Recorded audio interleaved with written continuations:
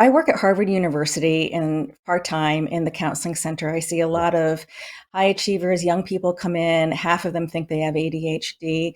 Maybe a percentage of them do. But there's so much less stigma around ADHD. Maybe it's more of people who are more informed that it's really about neurodiversity, right? I mean, our, Correct. our brains are wired differently, and so it's just a different way of experiencing and being in the world. And when it becomes problematic for people, like they can't finish their projects or they start to shame themselves because they're procrastinating, is to actually really see it more as an attention regulation issue that can actually be managed, through certain skills and structures, but not to be seen as a deficit.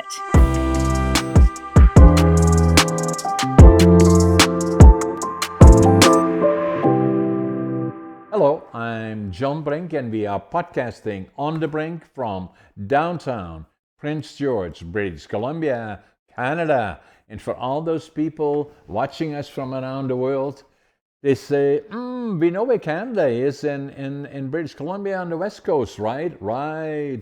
And then we know the big city called Vancouver, right? Well, we are 500 miles north of Vancouver, or for our European friends, 800 kilometers.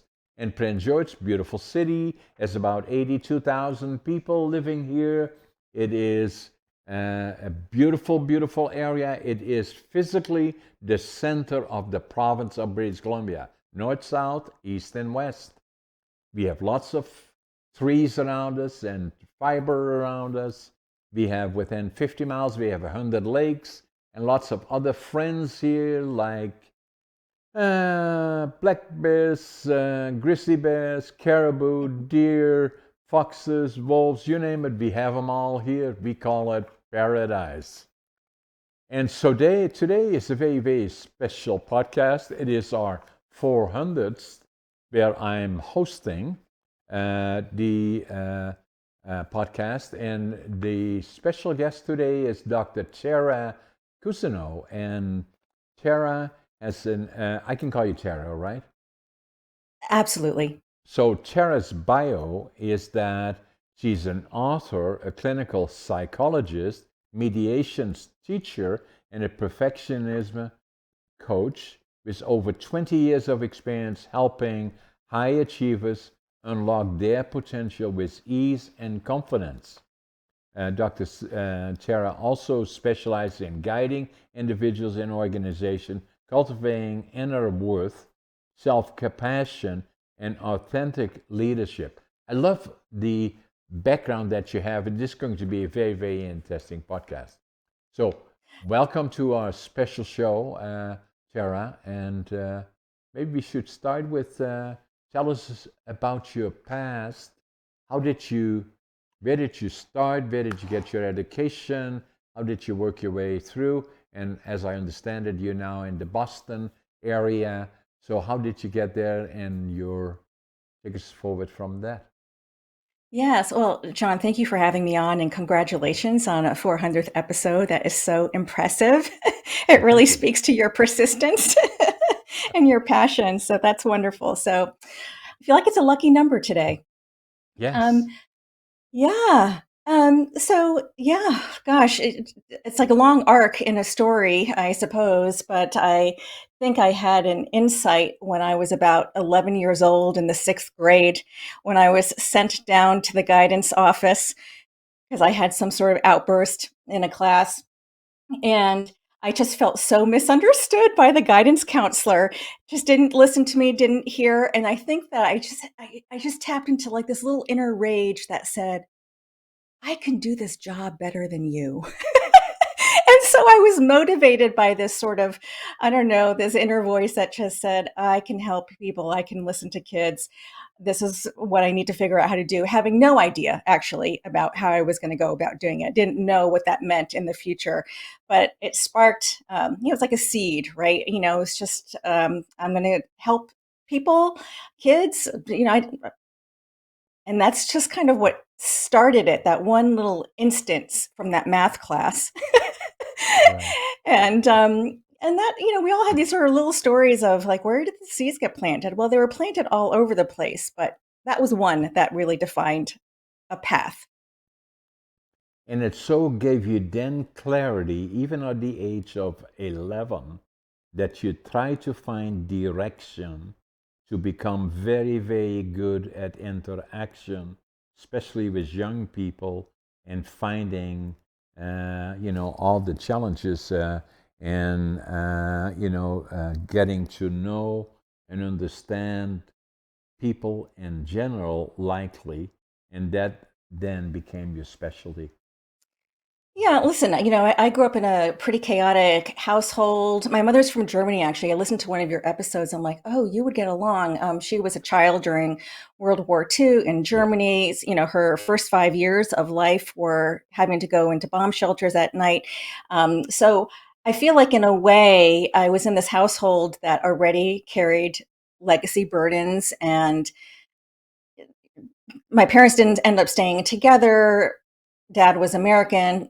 She met him here. It was just, I mean, really, it was like a household of trauma and domestic violence from a very early age. And so I was, I think, just born into a situation of having to kind of figure it out.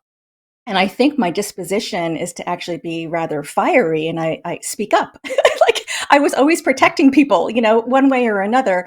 Right. And so when that happened later in sixth grade, I already had a lot of practice on having to advocate and speak up.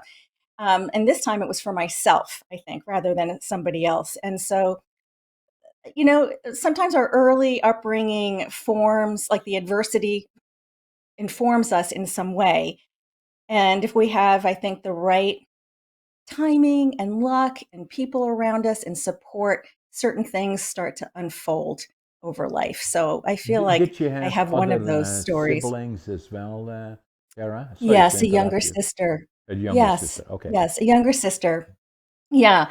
And I joke, now that I kind of work with a lot of high achievers, and perfectionism is a main characterization of many high achievers, is like, I grew up in a household that was about perfection, organization, efficiency, always having to present yourself in a good light, no matter what was going on behind closed doors.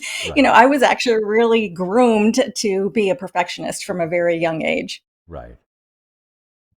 So then, as you went from 11 years forward and still being in the lower grades or moving into high school, likely already then. So, so then you made it, at that point, then you must have gone to college, universities, and kind of worked your way forward. So at that point already, did you have objectives to become a psychologist or moving in that particular direction? Yes, I think when I understood what counselors do, that became an idea in my mind. How can I do this? But we had lovely neighbors who were psychiatrists, so they were medical doctors, and the mom had a psychiatry practice. And we always, as kids, because her kids were like my brothers, basically, we always had to kind of be quiet, like, not disturb her private practice. But it was always so intriguing to me that people would come to the house, and they would come in, they would have a conversation, and I'd have no idea what was going on, but the people would be helped. And I thought, wow, this is so interesting. I can just listen to people and help them in some way by my very presence, which wasn't what I got actually in the sixth grade. And so then that led me down that path of, okay, I wanted to be a psychiatrist because that was the only version that I knew at that time. And then I got to college. I went to the State University in Connecticut, and I took organic chemistry, and I totally bombed. It was one of the hardest classes I ever took. And I was like, well, I don't know if this is really what I wanted to or learn, because it just seems so outside of the framework of, helping people through conversations and other mechanisms. So then I backtracked, and I said, okay, well, I don't want to say backtracked. I think I pivoted to say, okay, I'm going to be some sort of counselor or psychologist. And at Right. that time, I, re- I thought the only option was a PhD. Yeah. Honestly, like, I didn't know that there were all these other kind of stripes and colors and brands of counselors. So it was just, how am I going to go and get the PhD? And so I was very focused and single minded on doing that at some point. But I also gave myself a break, because we didn't grow up with a lot of means. I really wanted to I mean, I was self-made. I had to kind of work. So I worked in advertising. I was a copywriter for a number of years. I sold some of the first color photocopy machines from business to business. I had to pound the pavement. You So I were did all of these other entrepreneurial. things. Yeah. Yes. Entrepreneurial spirit out of Yeah, necessity, out of yeah, survival, yeah. basically. Yeah. And then the other part about it is that you also did become an author, and you have written, I believe, a couple of books that will Two. Yeah. to that we Yeah. should.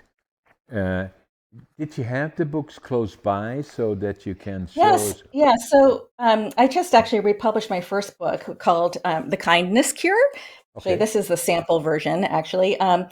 And I published that a number of years ago, and I primarily for my daughters. And then from my professional side, I, in January, published The Perfectionist Dilemma, which is learn the art of self compassion and become a happy achiever. So, and the first one was titled the The Perf- Kindness Cure.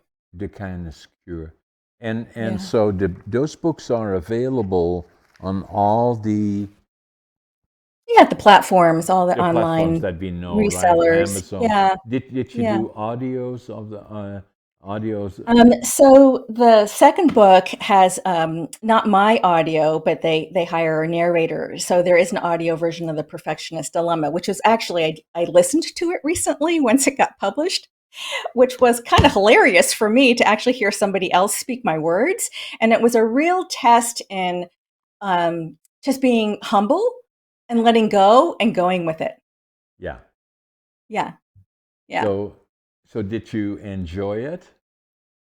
Enjoy the writing process or enjoy the listening. The listening as well as so what I always say, that writing is not easy, Yeah. so and for myself, yeah, let me give you just a little bit of background on me that you Yeah. already may know partially, is that I'm 84 and a half years young. I was Mhm. born on November the 1st, 1940 in northeastern Holland, the close to the German border within 10, Mhm. 15 minutes. So saw far too much of the war than that we should have, and things were not easy. Academically, I was not a success story. I failed grade 3 and I failed grade 7 3 times. And they said, to my parents, they said, what should we do with this guy? And they said, send him to the mentally challenged school. They said, no, Mm. we're not going to do that. And so we'll teach them a trade.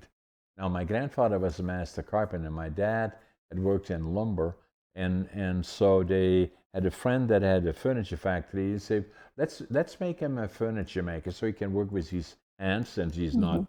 smart enough up there to do anything else. Likely, they didn't say that. They believed in me, but kids are hard on each other. That once you Mhm. leave, and particularly grade 7, and all the other kids go to college and university, then they kind of look down on you. So, but I knew inside of me that I was just as smart as all the others, not better than, but just as smart as all the others. And so I did that. I started working in a furniture factory, and then became a furniture maker.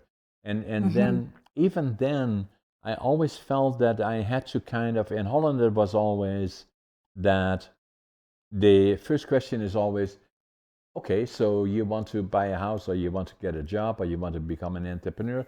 So where are your diplomas? Well, I didn't have any diplomas. So, Mhm. and I kind of felt I had to start over new again. And that kind of started really on something that happened about a week from now, middle of April, and we are about the 9th of April today, actually, is we were liberated from the invading forces, then Germany, by the Canadian Army. And our little city was liberated April the 12th, 1945. It made such an impression on me that I always knew from that point forward I would go to the land of my heroes, Canada. Mhm. That became the dream. And then the other one, looking at academically, that it would be difficult to build a future in Holland without diplomas. Mm, I'm going to start from nothing, and so mm, left with a suitcase, middle of 1965, suitcase, three books, two sets of clothes, and very little money. And then I had the dream of going to Canada. The other dream was to build a lumber mill. Well, as I already said, all the timber, or a lot of the timber, is Western Canada and British Columbia in particular. So I mm-hmm. arrived in Montreal, took the train across Canada, 4 days, 5 nights. My God, that's a big country. And so arrived in Vancouver, went to the immigration department, and couldn't speak English, didn't know a soul, didn't have a job. Fortunately, there was a German fellow there, and I could speak some German. So I told him what I wanted to do, build a lumber mill. He said, go to Prince George. 1965. That's 60 years ago. I'm still in Prince George now. I can still see 3 blocks away, 2 blocks away, where the Greyhound station used to be here. 12, 13 hours in the Greyhound bus. Came off the bus here, couldn't speak the language, didn't know soul, didn't have a job. And I then had my book, and then I counted my money. I had exactly $25.47. But attitude, through all the things that have gone on, I always stayed positive attitude, even still today. Passion, whatever I do, I give it 125%. And then work ethic, even still today at nearly 85. I still get up at 5:30 in the morning. I always make my bed, and I always think I'm late. And so I did, and then so started from being a cleanup man and on and on and on. And within 10 years, had already bought a little piece of a sawmill. I already was quite involved in the lumber manufacturing industry and started my first company now 50 years ago, and that is still part of our structure. But since that time, I have developed a number of other companies, but it's not about that. But all Mm-hmm. along the way, what people would say to me is, hey, John, you have such an interesting life. You should write a book about it. Well, Mm-hmm. writing books is not easy, and especially not Yeah. for somebody like me. And so for about 20 years, I started writing a book, start, stop. And then Mm-hmm. I knew 6, 7 years ago, when I was already in my late 70s, if I don't do it now, it will never happen. So I did that. Mm. I wrote my first book, Against All Odds, That's and amazing. it took me 80 years to live it, 20 years to Mm-hmm. think about it, 2 years to write it. And it's not about how successful John is, but just the opposite, going through all the ups and downs along the way. It's been very successful. Now, the other part that you may find interesting, Tara, is that I still was not, even people said, you're so successful and all that stuff. I didn't feel that way. I Mm-hmm. still felt I had not achieved what I should be able to achieve. And there was something, I was different. And that troubled me to a certain extent already in Holland, and it did here to a certain extent. Mm-hmm. Until I walked into a bookstore here, and now I was already here for 32 years. I came in 1965. In 1997, January 1997, I walked into a bookstore. I picked up a book. I got the actual book right here, and I'm going to show you the title in a second. But this is the book that I picked up, the physical book that changed Mm-hmm. my life. And the book's title is Driven to Distraction by I Dr. know it. Hallowell. You know Yeah, it, yeah. I know the book. Yes. And so I wrote, the book was written by Dr. Hollowell Mm-hmm. in 1993. I bought it. I wrote in here January 1997. That's when I bought it. And I wrote, and the book is about ADHD.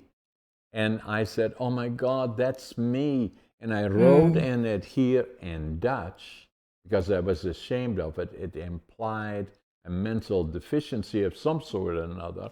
So I wrote in Dutch. Now I finally know who I am. And Mm, so that changed my life. And and the book, Dr. Hollywell, very interesting individual, has written 18 books. I know. He's Five of very them on prolific. Yeah, five of them on distraction. Dr. Yeah. Hollywell is ADHD and has dyslexia. So do I. Hmm. And so now the other part that is interesting, as I indicated to our guests watching us from around the world, uh, your podcast number 400. Now, podcast number 203 was with Dr. Hollywell. Can you believe It's it? amazing. No, it's amazing. I hope you had a wonderful conversation. I want to go back and listen to it. And it's the podcast is podcast on the brink 203 with Dr. Hollywell. And one of the things that stood out that by then, so when I read this book in 1997 and said, oh my God, that's me, I started looking at Google, started to figure out what is ADHD. I didn't even have any Hmm. idea what it was, never even heard of it. And so Hmm. the more I found out about it, the more I started checking on Google, and the more I started looking at myself, I call it a superpower. And Mm. so then the other part is that when my podcast with Dr. Halliwell on that I did, podcast number 203 on the brink, is that I suggested to Dr. Hollywell. Now, up to a certain point, initially it was implied that maybe 8% of the population ADHD, uh, male and female, probably the same, although females usually portray it differently than males. He is the expert, not me. But I lived it. So when my podcast, I suggested to him then that I thought probably much more than 8%, probably more than 20%. He suggested, no, John, it's probably more than 25% ADHD. I agree with them.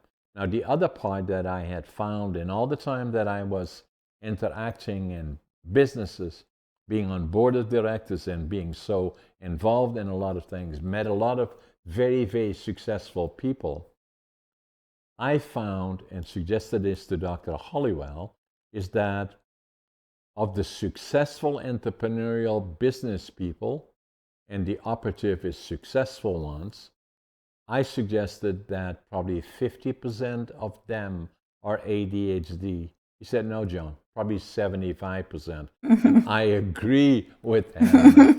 And, Yeah. and so that part changed my life. So, Yeah. How validating for you. How wonderful. yeah. And then, but then, even then, Tara, it took me 5 years, after reading this and knowing this, that I went to my doc that delivered our two daughters and was a personal friend. And he said, hey, John, why are you here? I said, I think I'm ADHD. And we checked it out, and yes, I do. And so since the time, it has been important for me that it was still implied that it likely would be a deficiency of some sort or another. Uh, and I felt I had to speak about it more on occasions and intertwine it in presentations that I did either Hmm. on podcasting or in person. And I wrote a book about it. And so the second book that I wrote is ADHD Unlocked and has been very, Wonderful. very popular. And Yeah. so I did that part. And so writing then became a very important part of my life. And since the time, I've written a number of other books. I'm going to show you one more that you may find interesting. This I one see is it right behind your shoulder too. that's Yes. the one, and Yes. the guy Yeah. there is me. I'm the oldest competitive bodybuilder in North America at That's nearly great. 85, and I will be Uh-huh. competing next year again in the Arnold's. Really? Yeah. So, but fitness, health, and understanding uh, our bodies and all those things that are so important in your life because that's what you are all about and say, so as a psychologist, but also in terms of what gives people confidence and what makes them click. And, Yeah. so my story may be interesting for you. It's very interesting, and I do want to go back and listen to the episode number 203 because my sense. So I work at Harvard University and part time in the counseling center. I see a Right. lot of high achievers, young people come in. Half of them think they have ADHD.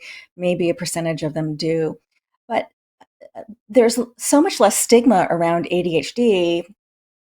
Maybe it's more of people who are more informed that it's really about neurodiversity, right? I mean, our Correct. our brains are wired differently, and so it's just a different way of experiencing and being in the world.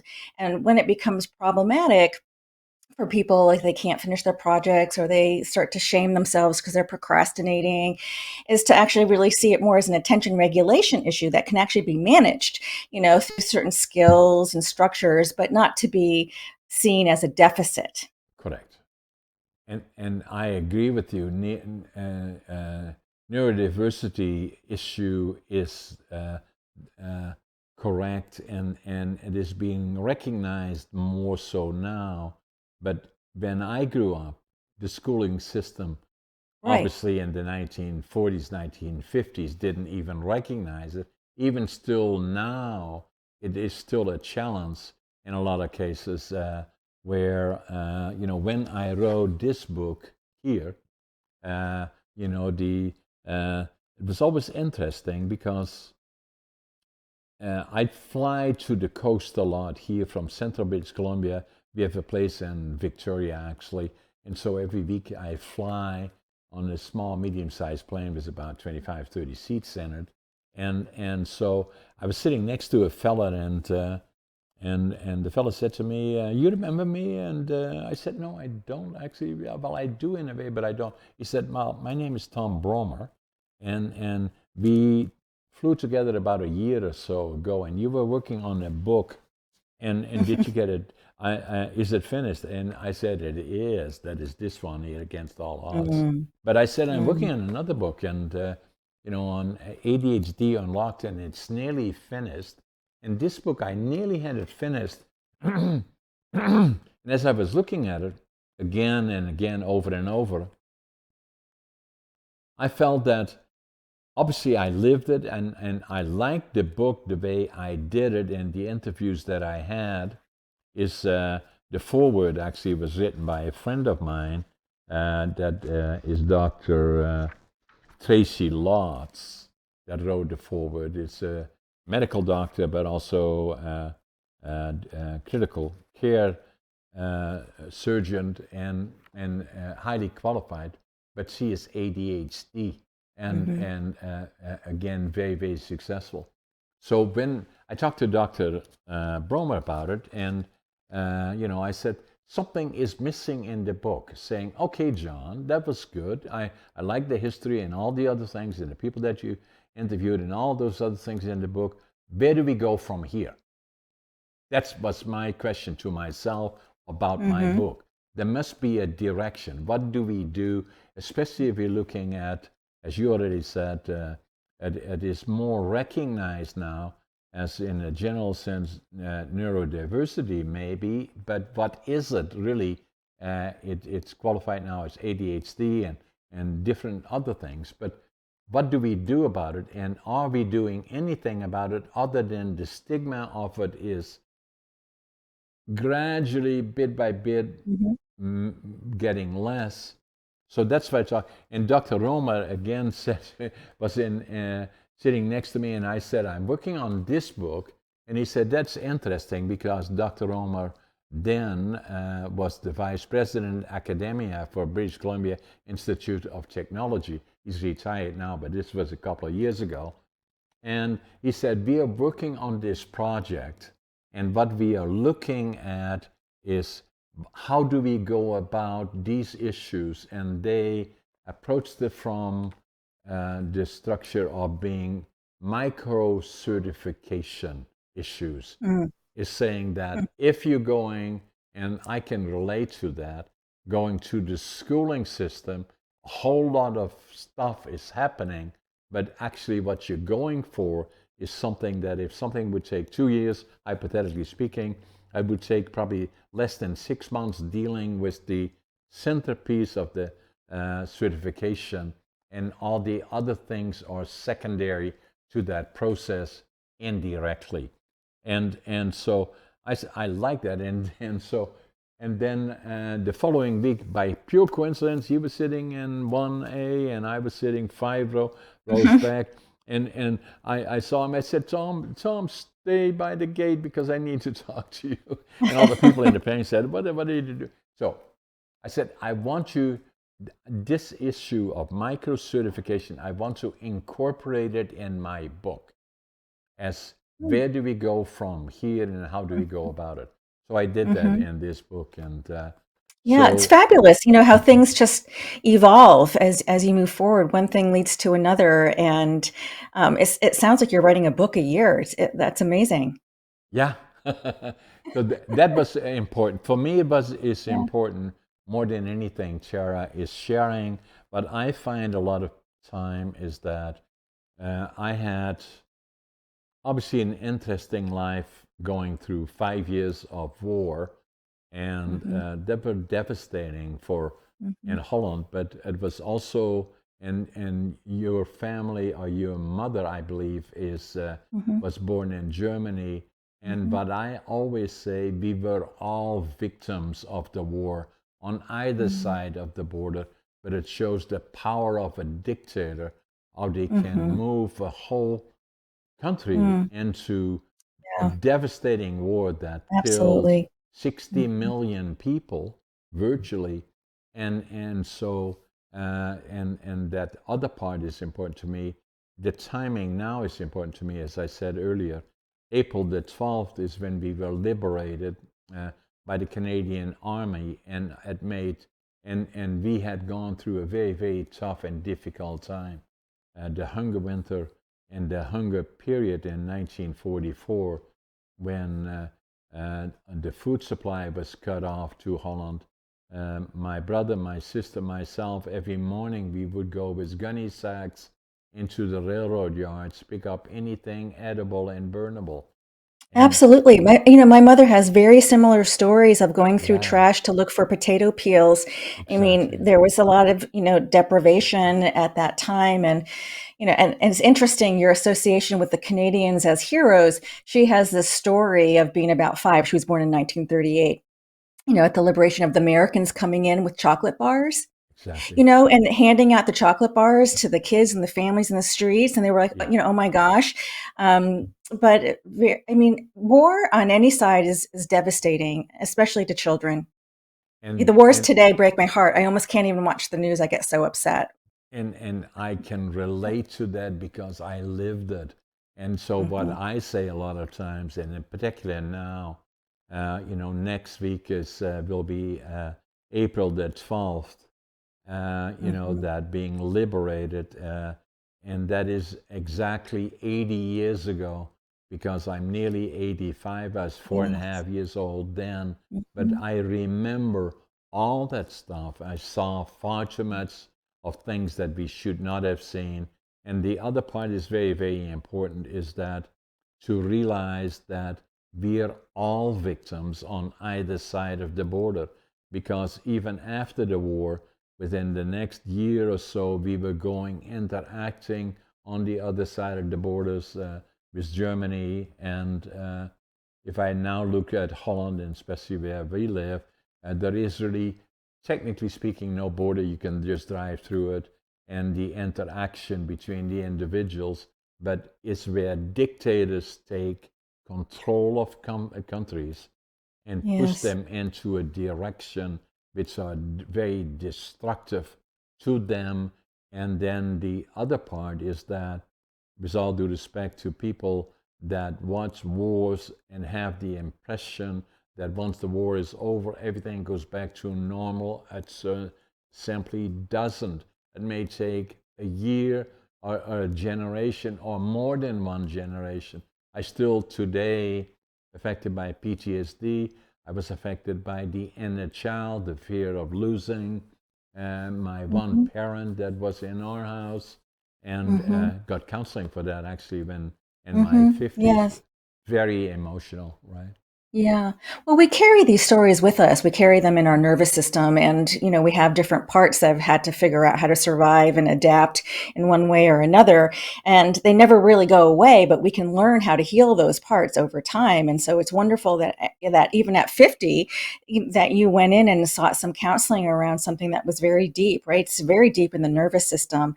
And Exactly. sometimes it just takes time to know when you're ready to actually look at that, to turn towards those parts, right? With a really lot Exactly. of compassion and kindness. Yes. So the and at the same time, the what I find is that having been here now for 60 years, and and then wherever the opportunity presents itself, as you do, you're an author, you do a lot of presenting, as I do, and to me it's always important to incorporate some of these. I may be asked to give presentations on business or entrepreneurship or whatever it is. I always incorporate a couple of elements that about ADHD, and the other one about that is very important to me is that I fly around a lot. I'm also a pilot, but in particular, Mm, when I fly commercial, we do a lot of business in the United States. And when I fly commercial, I always sit by the window and I'll look outside and I say, it's paradise. It is mm, how lucky we are. And yes. I'm not sure that we collectively, with all due respect that, because all we have to do is look around the world. The Ukraine is a good example. The Mm, Middle East is a good example. We look at Russia, we look at North Korea, we look at Venezuela, we look at Cuba, we look at China, and all the things that are going on, and we are so uniquely collectively different. And then mhm, especially in North America, Canada and the United States and Mexico, we are different collectively and have probably are blessed with having the best resources and land mass of anybody in the world. And then obviously we look at the United States as a democratic, an example of giving democratic guidance to the world.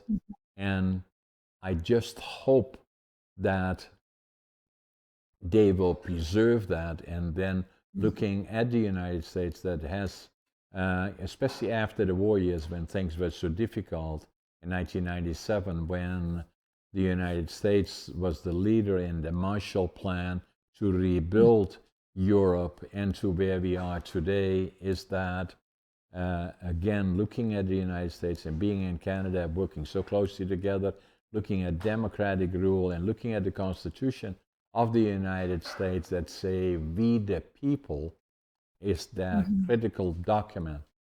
I'm just Yeah. worried about that politics Yes. goes No. a I. little bit in changing Yeah, I that. agree with you. John. Without getting into politics, but I do Yeah, have a high sensitivity to the tenets of fascism. So I'm actually very hyper alert now. But I also have really the honor and the privilege to meet young people from all over the world, from almost all of those countries that you just mentioned, who are trying to make their way in the world.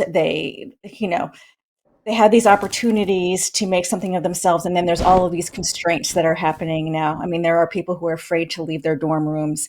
yeah, I mean, it's an interesting time right now, and I think when people are in fear, it's very hard to have that bird's eye view, that the collective, right? Because you're just wondering, oh no, is someone going to pick me up on the street and yeah. send me somewhere?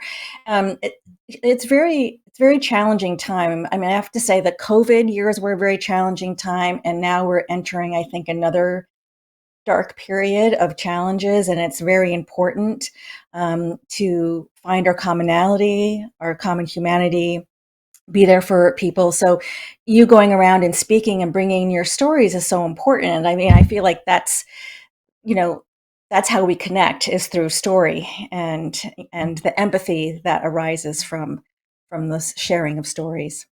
And so what I do, I'm a storyteller. That's what Yes, I you do. are. That's why I write. That's Yeah. why I do on the presentations. But at the same time, studying with nothing, you know, I and having gone through a difficult period growing up, the first 5, 6, 7, 8 years of my life, but difficult. The family was never the same again, and unfortunately, as it did for many many other people's. So I lived the life, but still, Mhm. I look at every day to me is precious because the foundation for me is attitude. I will always stay positive. Avoid negative. It is passion. Whatever I do, I give it 120%. And work ethic. And I get up at 5:30, even at nearly 85. I always think I'm late. I always make my bed. But the most important part, I love where I live in Mhm. Canada and North America, period. And it is Mhm. opportunity, but I also have an obligation to share by Mhm. coincidence the things around ADHD that it is, in my opinion, potentially a superpower, but understanding it for me, and that's why I share it with others, it took me till I was 62 that I got my diagnosis of ADHD. I left school when I was 12 and a half years old and Mhm. became a laborer.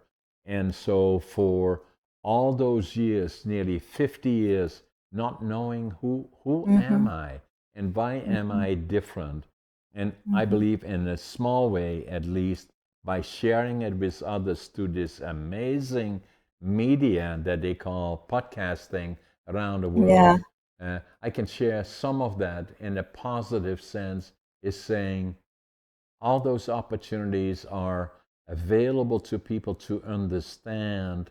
And that is something, a field that you have chosen as part of the most important part, likely, of your life. Well, I think at some point, you make different choices and you never know what the circumstances are going to be. But having, like you said, that positive attitude, it is really an orientation to life, right? It's an orientation to living that says, I'm going to try to learn from this, or I'm going to try to take the best that I can. And how do I bring that forward? It is really a practice. Like when I hear your story, I mean, I think that you probably had some really good resilience genes happening here, but that also you kept propelling yourself forward in some way and you kept at it even when things got hard. And obviously, you've created very successful businesses. And I think that consistency is such an important element.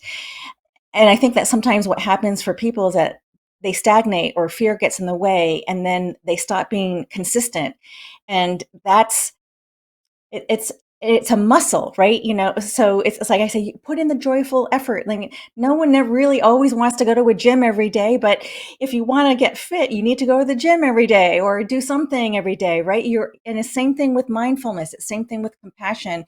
If you want more of something in your life, you need to cultivate the experiences that allow those to grow. And if you can orient your attention in that direction rather than to all the what ifs and the shoulds and the regrets, you're going to be much better off. So it is really about consistency and having that passion, like you said. I love that. I mean, you're just really goal directed from an early age, in spite of your, I don't know, perceived deficits. I don't call them deficits. Actually, Yeah. I would actually also call it a superhero power to be able to do many different things, you know. Yeah. The for me, the question was always, who am I? And Hmm. it took me a long time to get there.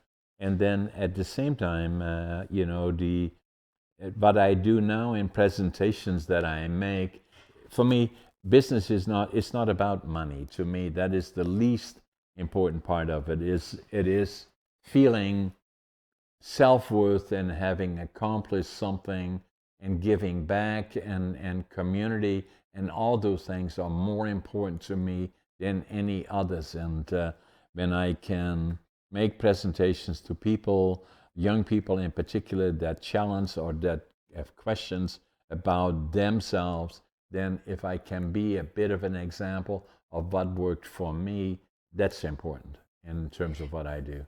You know? Absolutely. And I also like to ask people who have lived a little bit in life is, if you think back, was there a moment or a person that came across your path, perhaps unexpectedly, that opened a door or helped you see a different perspective? I mean, I feel like I could have gone in a completely different direction in my childhood. I could have gotten myself into a lot of trouble.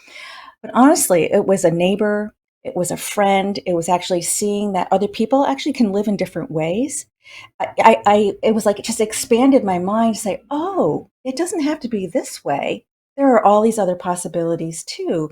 And so when I think back, oh gosh, it was that mom down the street and it was that dance teacher that I had, that really helped with that self-worth that you're talking about, And right? and It's in and it's in context. and even when the teacher challenged you when you were 11 years old and said, "No, that's not it. I can do better than that." And that then became part of the foundation. The same as me. Some of the Yeah, things that happen purely coincidentally in some of the cases, but I know yeah. those points in my life. Was it when I was 5 years old, when I was 24, when I decided to go to Canada, that I came off the bus here with absolutely nothing, couldn't speak the language, didn't know a soul, and then obviously finding the book in terms of ADHD, and then, but now I'm at the point of saying that every day to me is precious. And then the other part that's very, very important to me is giving back to Mhm, communities culturally. It's part of my history in Holland. We did that, my family did that, even in mhm, adversity, is saying that, what can I contribute? Now, the other thing that I find amazing is that, you know, uh, podcasting and the media has changed so much, because mhm. podcasting, for all intents and purposes, there you and me are sitting here. I'm in central British Columbia in Yeah. Prince George. You're in the Boston region. And so we are podcasting. We've never met each other Oh, yeah. before, other than you've watched some of my podcasts. I've looked at your bio. And so we have so many things in common, and we can speak about it. And we know already, not bragging about it, but that this media podcasting around the globe is so immensely powerful. We approaching 1 million viewers on YouTube. That means to us that we are probably have 2 million people, if not more, watching us around the globe. That's immensely powerful, and it's only on the beginning it will get Right. Well, broader what's and deeper. John, I agree with you, but and I think what's powerful is that these technologies that in and of themselves, technology is neutral. It's how we use them. And you're using technology in a really positive way to have a positive ripple effect. Now, technology can also be used for misinformation and in a negative way. But Absolutely. but when we have this focus that we can connect from anywhere around the world in a positive way, it does augment it has that positive ripple effect. And you never know if one of your conversations is going to change somebody's life. And And that's the beautiful thing is that you can have that ripple effect. so the other question I have, Mhm. Chara, is that, in looking at some of the question ideas, is how does perfectionism affect leadership, and how can leaders overcome to create more? So, perfectionism is a dogmatic belief that a person internalizes that they have to be flawless in order to be successful. And it actually trips people up. And there is actually a lot of research, actually from some Canadians and some British researchers, on that it's it's one thing to have the value of excellence and want to have high quality and do wonderful things. And there's a tipping point, though, at some point where you can strive for excellence, but when that excellence turns into this need for perfectionism, it has a negative effect. It will lead to burnout. It will lead to inefficiencies. It will learn to, it will, you'll end up making mistakes. You'll overthink things. And so perfectionism, in my perspective, from a clinical psychologist perspective is actually perfectionism was adopted for a logical reason at a time in your life that you needed to figure out a coping strategy. For me, it was becoming a straight A student. That was the only ticket out of my household. Right. And so trying to be perfect, trying to be the straight A student was a way that I could protect myself moving forward. But it had its costs. It had its consequences over time. I became ill, because it was too much tension that the body can take.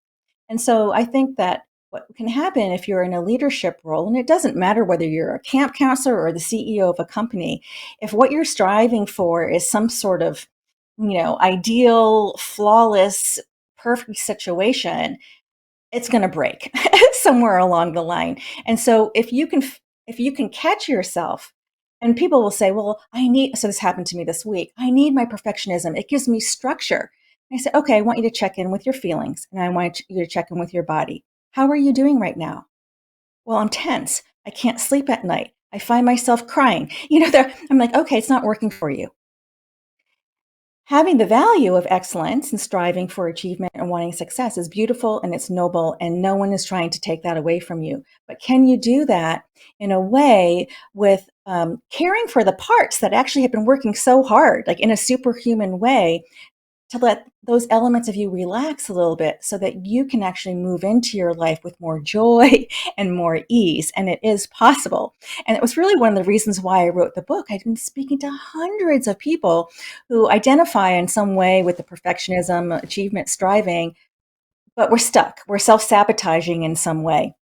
So I put it in a book. I want you to show us your books Yeah. more. So show us the first one that you wrote. Oh, yeah. So sorry, this one has a band in front of it, but Yeah, it's the that's kindness nice. cure. It's got a jar with some sea glass in it with a heart. And this is actually 28 strategies to actually augment kindness in your life, kindness for others. I bring in the neuroscience because doing kind acts and being kind to yourself actually changes the neural structures in your brain. Like this should be a prescription for everyday life, honestly. It releases good neurochemicals. It has that ripple effect, like I was saying, it's contagious. So we need to actually be putting kindness in front and center in our life. Now, some people think they're kind, but they actually don't behave kindly, right? Yeah, So, yeah. that happens too. And then this book, the second one, was really sort of the strategy, which I call evolve. It's 6 steps. And in the 6 steps, it's really actually learning actually self-regulation. So whether you have ADHD or maybe emotionally moody or dysregulated, how do you embody the present moment, be comfortable, validate your feelings and your experiences, because so many things what people do are really shutting down their feelings, Right. opening your heart up to the inner critical voice. This is sort of like it's like flipping the script and being controversial, but your inner critic or your inner judge developed in a way to help you at a certain time in your life, but that algorithm is still in your nervous system and it's no longer useful. And so we need to actually learn how to really, it's almost like connecting to that part of you that's in that over striving mode and helping it understand why it's there, what it's trying to do for you, and how to alleviate the stress. And then make that commitment. So I have this evolve method, and V is make a vow, which is making a vow to yourself, really commit, being consistent, getting the sports if you need it to help you be consistent. And then ultimately that will foster excellence in a different way than you think, right? Because it's really coming from almost like the body level up, What I if that see, makes sense to you. it does to me. So what I Yeah. see with you, Tara, is that you love what you're doing. You have passion. You are a very, very excellent communicator, and so you're very successful in the things that you do. But first and foremost, you love what you're doing, and that's obvious for anybody to see. What I found is that I wrote another book, that I believe is very important because I feel the same as you do. I have a passion about all the things that I do, but I heard on the program, US program, I believe, that said that 75% of the people that work in the United States of America, I believe Canada is the same, do not like their jobs. and Oh, yes. 70% of the 75% are looking for another job. Yes. And so anytime that I make presentations, I do two main things when I do presentations to young people. The one is saying that, what are you going to do after you're finished here? And most of them say, I don't know. Say, but I believe respectfully, you should do is start looking around. What do you like? What should you be doing? You want to be a truck driver? Talk to truck drivers. What do they do? Hmm. Should you own the truck? Blah blah blah. Or you want to be a builder or a carpenter or a contract? Talk to contractors and find out what they are doing. If they're doing this, that, and the other thing, or you want to be a lawyer or a physician or a doc or an entrepreneur for that matter, talk to them Hmm. because they love talking to you, and it gives you, respectfully, a direction as to maybe Hmm. I'm good in that direction, and so then I felt that to write a book about it. So I wrote a book, Finding Your Passion, Living the Dream. What number book is this? that You is keep pulling number out books. It's that like you is have a number book, three. a bag of books.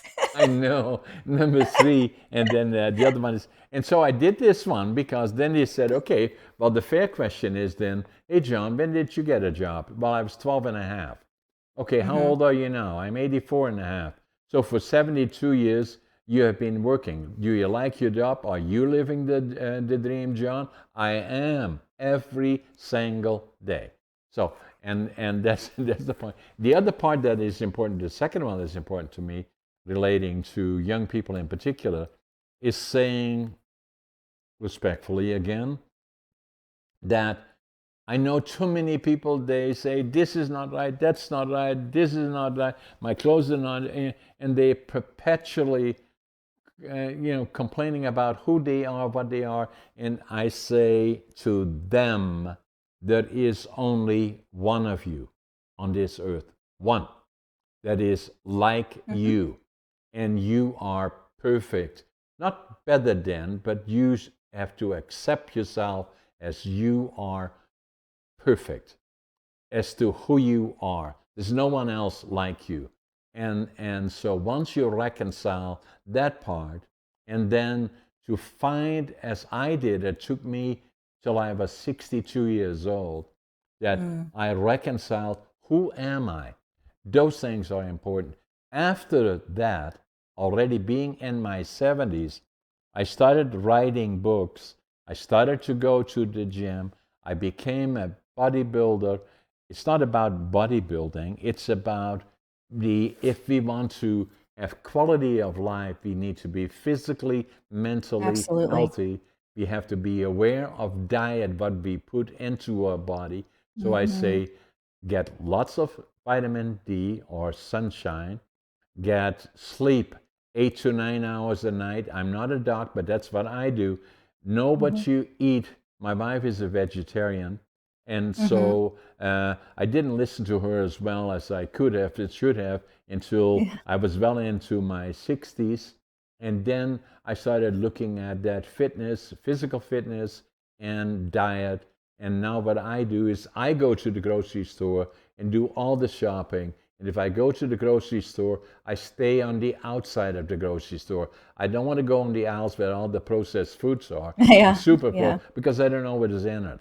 And I go to the gym not to become an Olympian or like a bodybuilder like me, but get exercise because It's the the best medicine, honestly. I totally agree with you. I mean, I say to young people, I'm like, listen, if you kind of think of yourself sort of like, as a pyramid, and at the bottom level, it's the healthy eating, it's the activity, physical activity, it's getting a good night's sleep because it's so important and it prevents from depression and anxiety, and then having a few good social connections, like quality connections. And if you have that basic, everything else becomes so much easier to manage. And then the next level up is the self-esteem, the self-worth, and you can work on those and get those skills. And then but if you don't have that foundation, if you're not taking care of your home, everything else is going to be harder. exactly. Yeah. Dr. Tara, Yeah. the hour went by very, very quickly. Yes, For it all did. those people watching us from around the world, this is podcast number 400. and it was, but I knew it would be Dr. Tara Cousineau was a perfect guest for this, being sharing with me around the world about all the things that we talked about. If you like what we did, subscribe to our podcast. How did they get a hold of you, Dr. Tara? Have you got a Yeah, with Google, it's pretty easy to find me through my name. TaraCousineau.com is my main website, but there's also a website for the book called perfectionistdilemma.com, and people can go and get free skills, download skills from there. I've also started something new called the Peaceful Perfectionist in Substack. So I have this newsletter, and I'll be putting I just want to keep the conversation going. It's one thing to have a book, but then you need to keep the conversation going. So you can find me on the Peaceful Perfectionist, and yeah, easy to reach out to me, social media, excellent wherever. Yeah, Dr. Tara? It was it's a been an pleasure honor. and a privilege. Yes, thank you so much for having me. So what I'm going to do is I'm going to sign all my books, all four of them, for you, and I'm going to send them to you. Oh, Yeah, great! I'm so honored. Well, I'll do the same thing in kind. I love it. You And give me then, your address, I give you my yeah, address. Scott will get it for you, and then we'll stay Yeah. in touch. Yes, absolutely. Yes, maybe I'll get to your beautiful paradise I love at it. some point. Yeah, You yeah. you will love it. Yeah. Take care, Yes, Tara. well, after hearing your podcast on how beautiful it is, how can I not visit at some point? Yes. Exactly.